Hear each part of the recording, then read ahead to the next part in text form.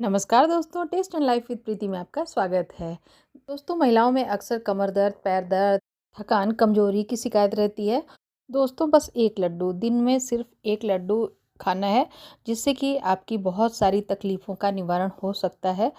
ये लड्डू सिर्फ खाने में ही स्वादिष्ट नहीं, ये सेहत का पावर हाउस है और इसको बनाने में बहुत कम से कम घी का इस्तेमाल किया गया है और चीनी तो इसमें बिल्कुल भी नहीं है। तो इसको जब मन चाहे तब आप बना कर के खा सकते हैं। तो इसको बनाने के लिए दोस्तों, एक कटोरी हमने अलसी ली है और इनको हम सबसे पहले ड्राई रोस्ट करेंगे। तो कढ़ाई को गर्म होने के लिए रखा है, उसमें डाल दिया है अलसी और इनको चलाते हुए हम थोड़ा-सा भून लेंगे।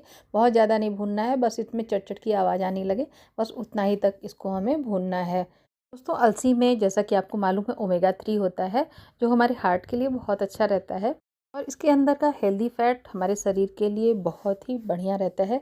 तो देखिए, अलसी को हमने भून लिया है, इसमें बहुत ही बढ़िया चट-चट की आवाज़ आने लगी है। तो अब हम क्या करेंगे, इनको हम निकाल लेंगे। तो देख सकते हैं दोस्तों, इसको हमने एक प्लेट में निकाल लिया है और इसका कलर भी बिल्कुल ब्राइट हो गया है। तो अब क्या करेंगे, उसी कढ़ाई में हम डाल देंगे तिल को।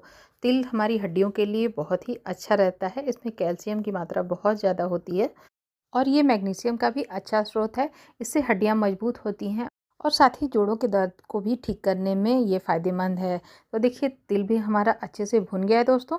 तो इसको भी हमने उसी थाली में डाल दिया है। अब कढ़ाई में डालेंगे थोड़ा-सा घी, तो 2-3 टेबल स्पून के करीब आप घी डाल दीजिए इसमें और अब डाल देंगे इसमें गोंद। गोंद के बेनिफिट तो आपको मालूम ही है दोस्तों, ये थकान को दूर करता है और साथ में ही इसके अंदर रोग प्रतिरोधक क्षमता होती है, जो आपके पुराने से पुराने तकलीफ़ों को, दर्द को ये मिटाता है।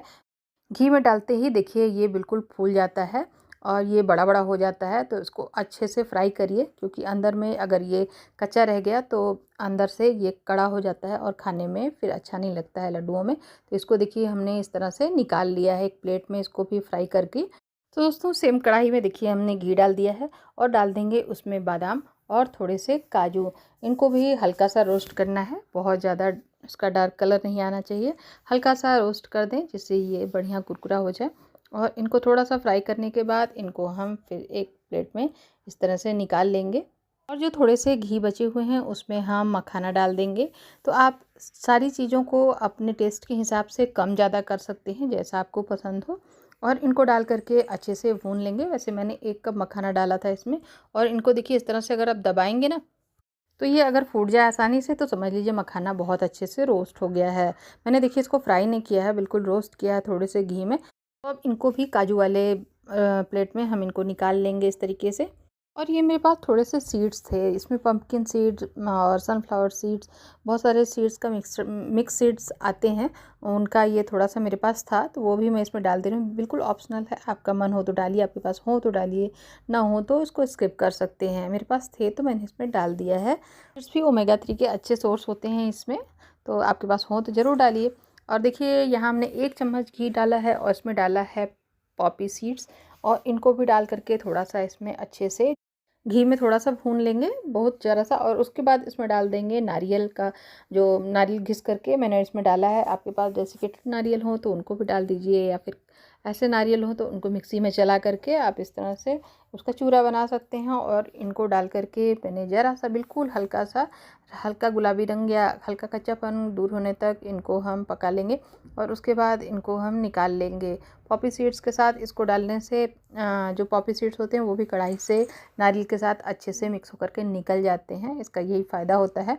देख सकते हैं दोस्तों, इसको भी हमने एक प्लेट में निकाल लिया है, तो नारियल भी भुन गए हैं। तो आइए अब चलते हैं नेक्स्ट प्रोसेस पर। ये सारी चीज़ें देखिए हमारी रेडी हो गई हैं। इनको हमने देखिए पहले से तैयार करके सारी चीज़ों को रख लिया है, इस तरह से आप भी रख लीजिए।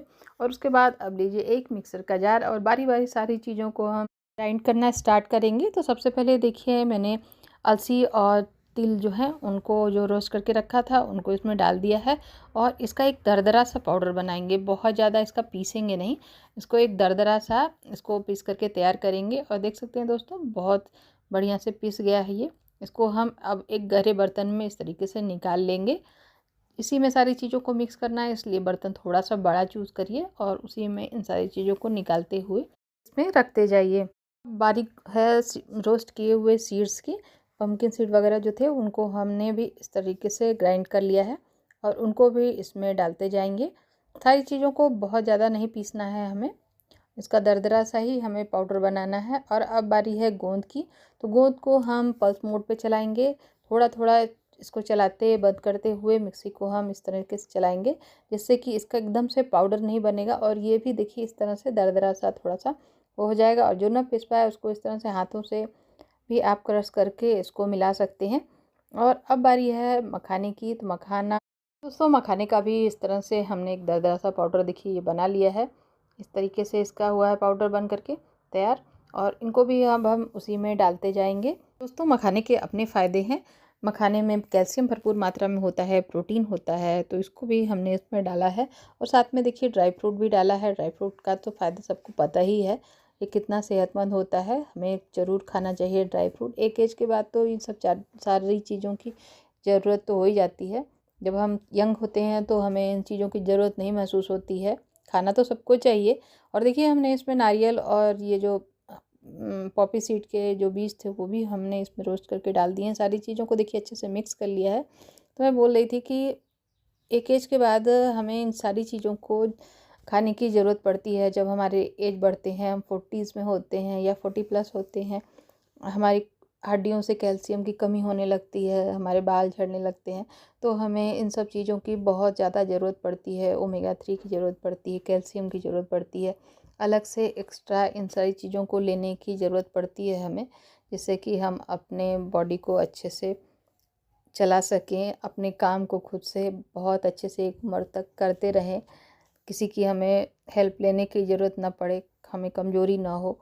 तो देखिए दोस्तों, इस लड्डू में हमने चीनी को नहीं डाला है, इसमें हमने गुड़ का इस्तेमाल किया है। तो सबसे पहले इसमें 1 टीस्पून घी डालिए। घी आपने सोचा होगा कि मैं बोल रही थी कि घी इसमें मैंने बहुत कम डाला है, लेकिन घी थोड़ा-सा इसमें 1-1, 2-2 चम्मच के करीब करके हमने डाला है इसमें। और घी भी हमारे सेहत के लिए बहुत ही ज़्यादा फ़ायदेमंद होती है।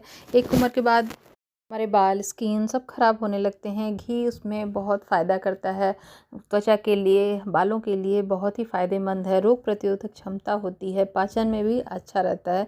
तो देसी घी अगर घर का आपके बना हो तो वो घी सबसे ज़्यादा फ़ायदेमंद है। बाज़ार के घी में तो मिलावट हो सकती है, लेकिन लेना ही पड़ता है। लेकिन घर का अगर घी हो आपका तो वो बहुत ही ज़्यादा फ़ायदेमंद है। ज़रूर घर पे घी बनाइए और उससे आप इस तरह से लड्डू बनाइए और घर के खाने की चीज़ों में ज़रूर इस्तेमाल करिए। तो देख सकते हैं दोस्तों, गुड़ में अच्छे से उबाल आने लगा है। और अगर हम चीनी की जगह गुड़ का इस्तेमाल करते हैं तो चीज़ें और भी बेहतरीन और स्वादिष्ट भी बनती हैं, साथ में वो फ़ायदेमंद भी रहती हैं। तो गुड़ में अच्छा उबाल आ गया है, गुड़ अच्छे से पक गया है। इसका कोई सीरा या चाशनी नहीं बनानी है, बस इसको हल्के से हमें गला देना है और थोड़ा सा पका देना है, जिससे गुड़ का कच्चापन चला जाए।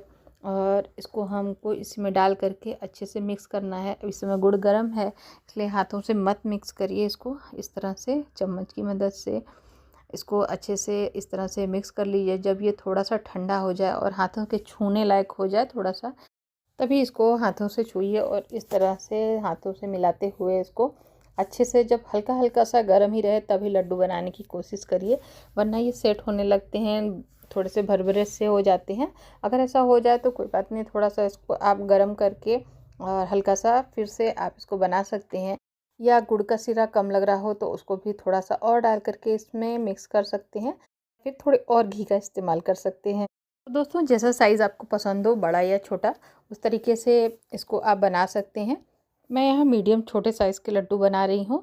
ये लड्डू खाने में जितने स्वादिष्ट लगते हैं और ये सेहत के लिए दोस्तों, ये लड्डू खाने में तो बहुत अच्छे लगते हैं, लेकिन इनमें थोड़ी सावधानी रखनी पड़ती है। इन लड्डुओं को दिन में आपको अगर लगे तो आप 1 बार या 2 बार ही खाएँ, क्योंकि ये लड्डू थोड़े से गर्म होते हैं और तिल की तासीर थोड़ी सी गर्म रहती है, इसलिए सर्दियों में तो इनको हम खाते हैं।